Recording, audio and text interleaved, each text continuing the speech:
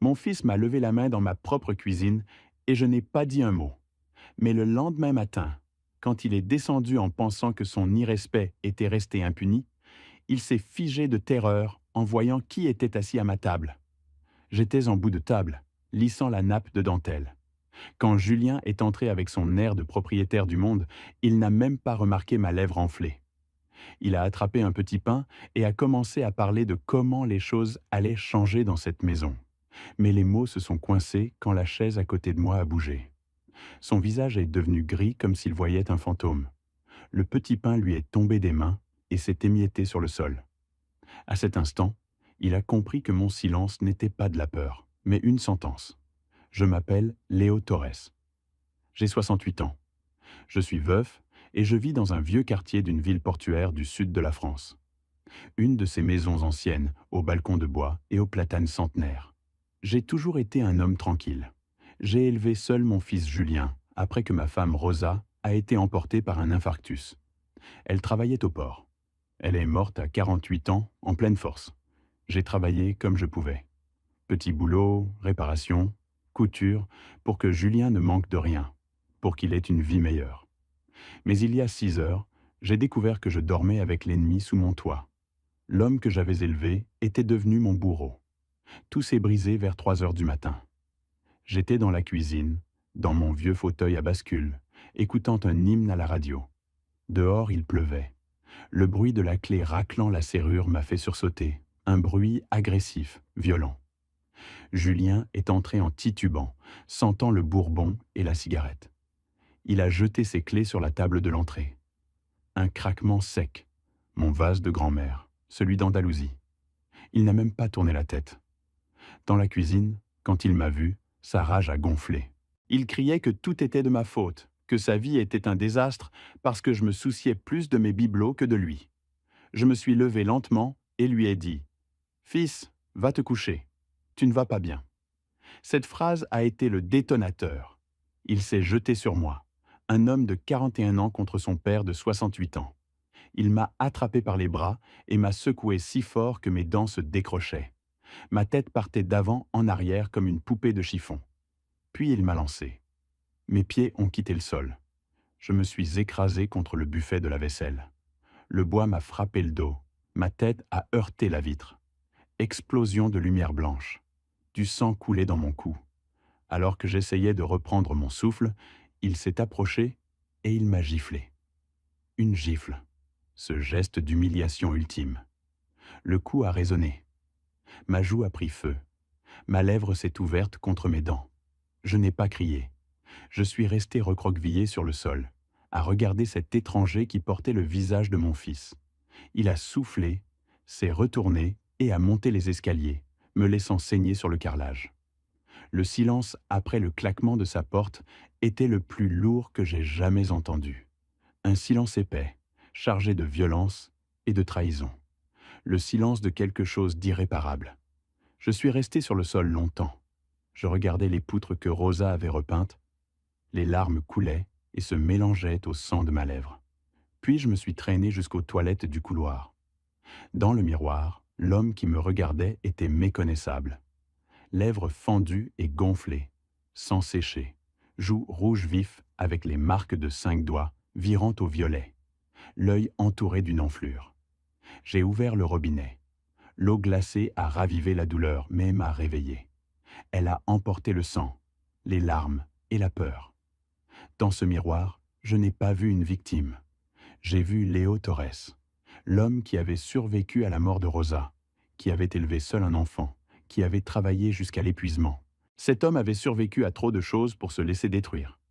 J'ai décidé là que ce serait la dernière fois que j'aurais peur dans ma propre maison. Je suis retourné dans la cuisine et j'ai nettoyé le sang. Chaque goutte effacée était une page de ma vie d'avant, la vie où j'acceptais l'inacceptable. Au lieu d'aller pleurer dans mon lit, j'ai commencé à cuisiner. J'ai sorti la farine, le beurre, la levure et les plaques antiadhésives que Pilar m'avait envoyées.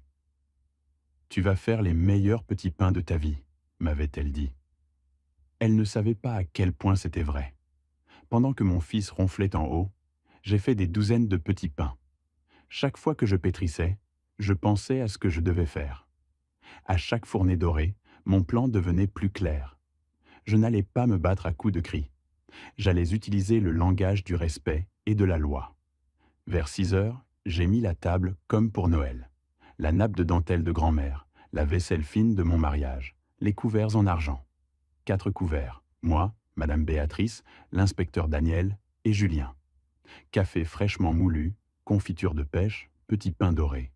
Tout était parfait. À 7h30, j'étais prêt pour la bataille. Entre deux fournées, j'avais passé 3 appels qui allaient tout changer.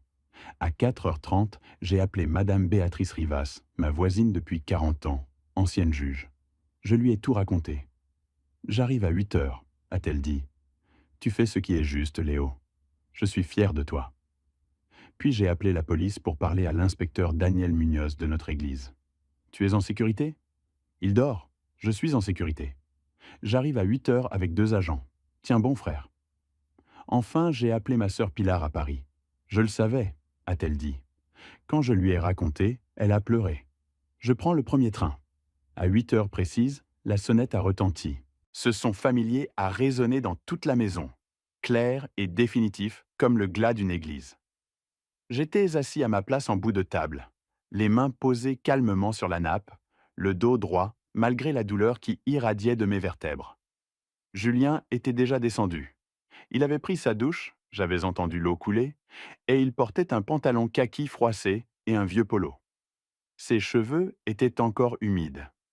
Il s'était servi du café et avait commencé à manger, inconscient de ce qui l'attendait, confiant dans l'impunité que mon silence lui avait toujours garantie.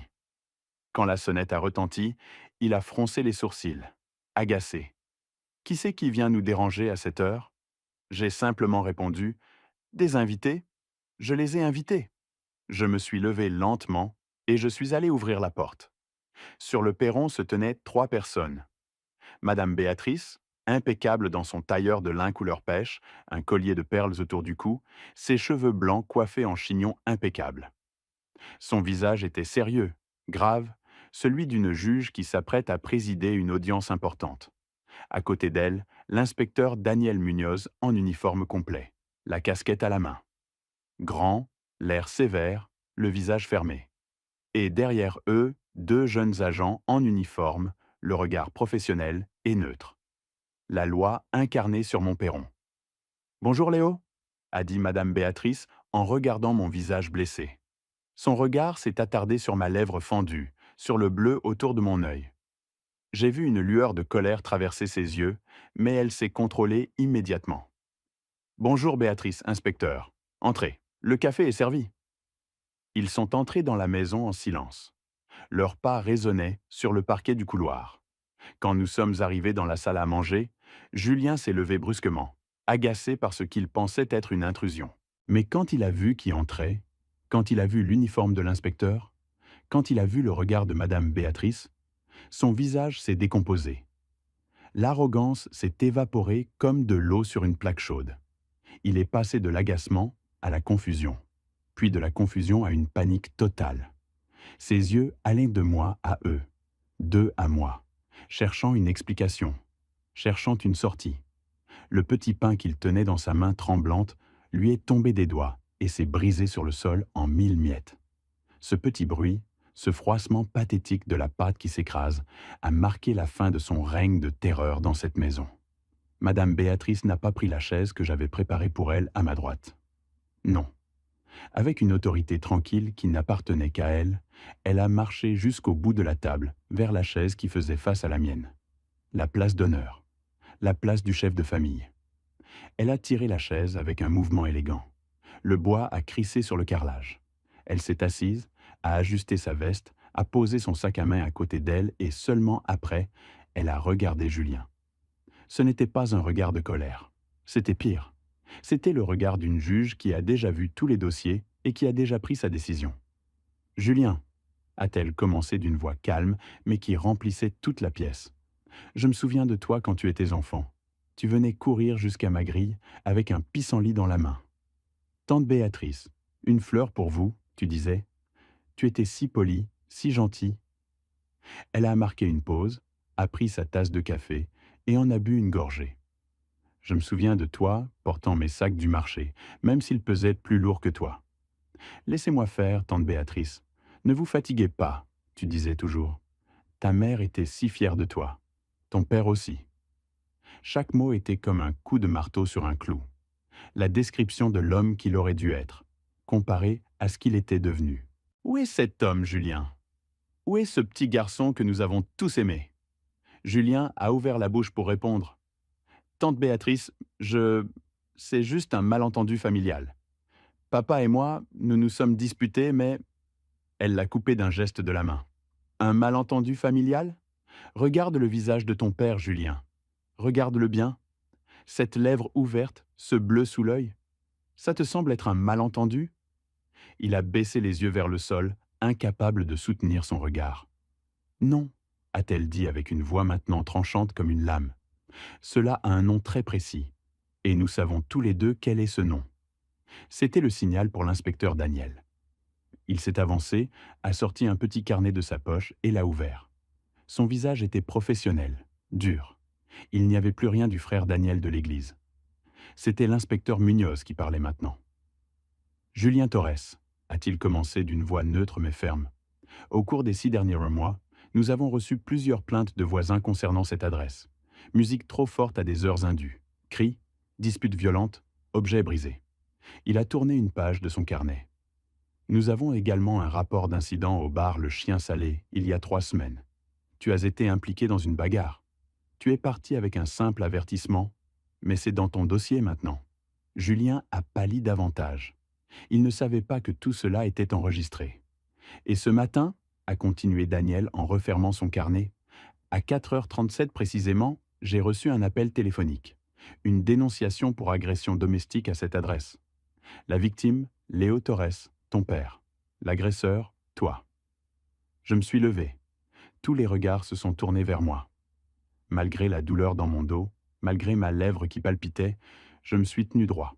J'ai regardé mon fils, cet homme enfant effrayé de l'autre côté de la table, et les mots que j'avais gardés en moi pendant 2 ans ont enfin trouvé leur chemin vers la lumière.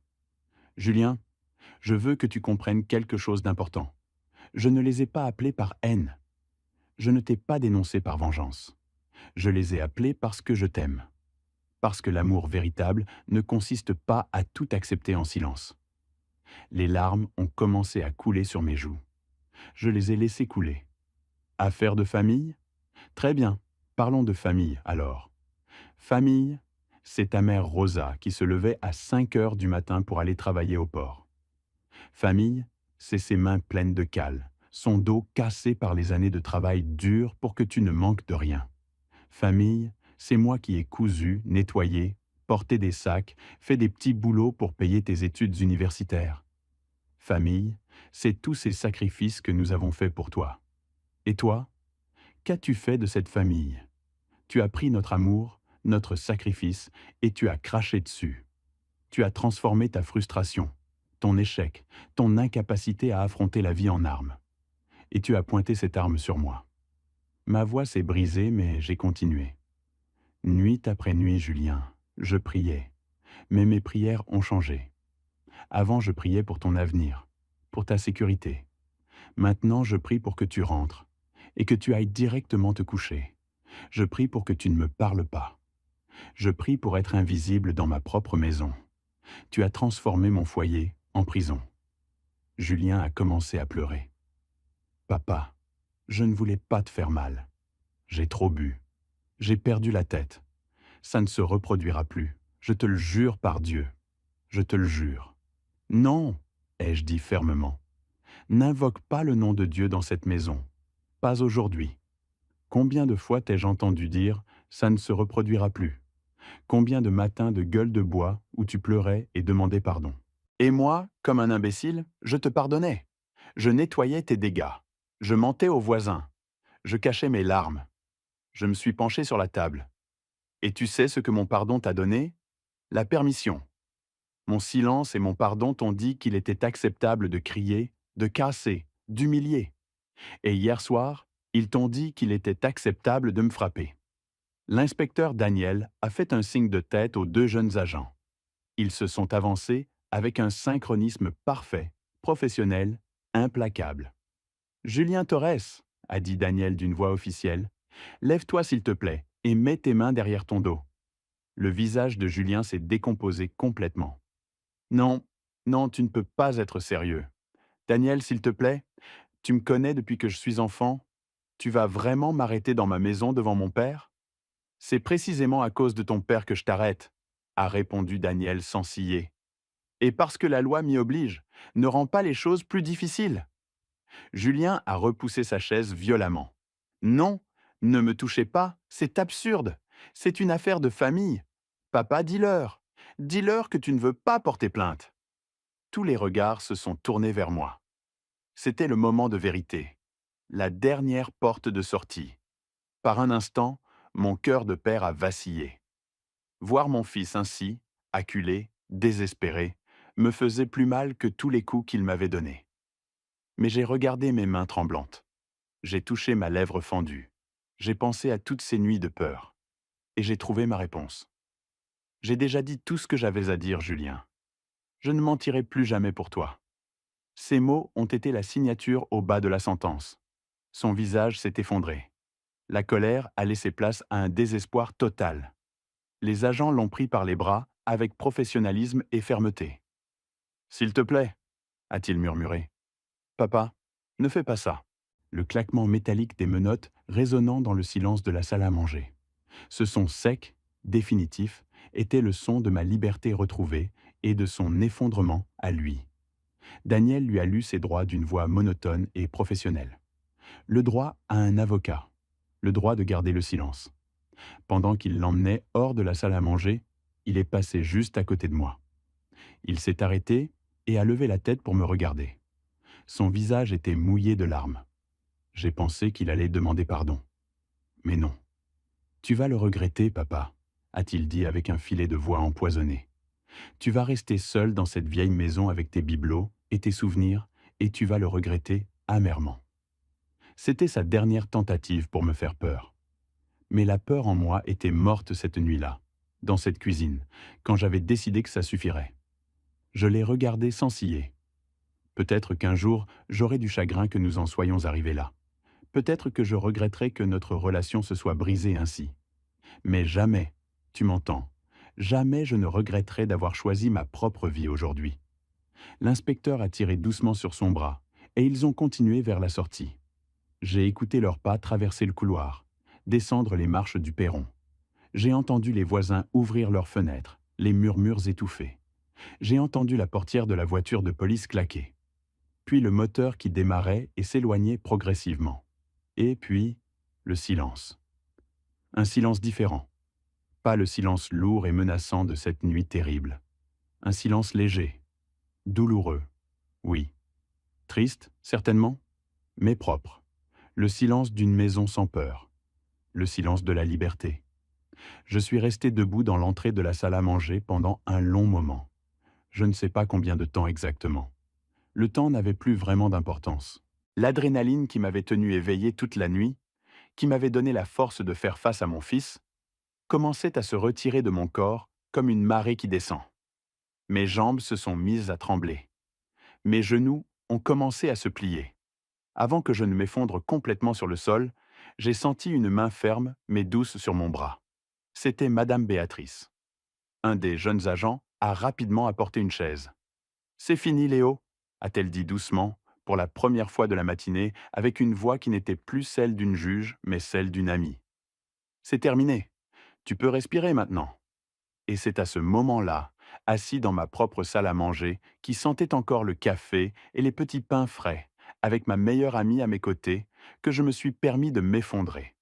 Je me suis couvert le visage avec mes mains tremblantes et j'ai pleuré. J'ai pleuré pour la perte de mon fils, pour la honte qui allait suivre, pour la douleur physique et émotionnelle. J'ai pleuré pour le petit garçon qu'il avait été et pour l'homme qu'il n'était jamais devenu. J'ai pleuré pour la solitude que je savais qui m'attendait. Et j'ai pleuré aussi, étrangement, paradoxalement, de soulagement. Le soulagement terrifiant d'être enfin libre. 1 an a passé depuis ce matin terrible et libérateur. 365 jours pendant lesquels j'ai dû apprendre à vivre à nouveau. à marcher sans peur dans ma propre maison, à dormir sans sursauter au moindre bruit, à me reconstruire pierre par pierre. Les premiers jours ont été les plus difficiles. La maison me semblait immense, vide, pleine d'échos. Chaque craquement du parquet me faisait lever la tête, attendant inconsciemment d'entendre ses pas. Le silence que j'avais tant désiré me pesait maintenant comme une couverture trop lourde. Madame Béatrice et ma sœur Pilar sont devenues ma petite armée de sauvetage. Béatrice venait tous les matins prendre le café avec moi. Elle ne me laissait pas m'enfoncer dans la solitude. Pilar, qui a pris un congé sans solde de son travail à Paris, est restée avec moi pendant 3 semaines. Elle a recollé les morceaux du vase de grand-mère. Mais tu sais, m'a-t-elle dit en plaçant le dernier fragment, certaines choses, quand elles se brisent, ne redeviennent jamais tout à fait pareilles. Elle ne parlait pas seulement du vase, elle parlait de nous, de moi, de Julien, de notre famille brisée. J'ai commencé une thérapie avec la docteure Simone Duhart, une psychologue recommandée par le pasteur Miguel. Au début, je ne pouvais même pas parler. La honte me paralysait. Comment avouer qu'on a été battu par son propre fils? Comment dire à voix haute qu'on a eu peur dans sa propre maison? Mais semaine après semaine, mot après mot, j'ai commencé à guérir. Pas complètement. On ne guérit jamais complètement de certaines blessures, mais suffisamment pour recommencer à vivre. Julien a passé 3 semaines en détention provisoire en attendant son procès. Le juge, prenant en compte son dossier et les témoignages, l'a condamné à 6 mois dans un centre de réhabilitation avec obligation de suivre un programme de sevrage alcoolique et de gestion de la colère, suivi d'1 an de liberté surveillée. C'est pendant sa 3e semaine en prison qu'il m'a écrit une lettre manuscrite sur du papier réglementaire. Ses mots tremblaient sur la page. Il ne demandait pas pardon. Il savait que ce mot ne suffirait jamais.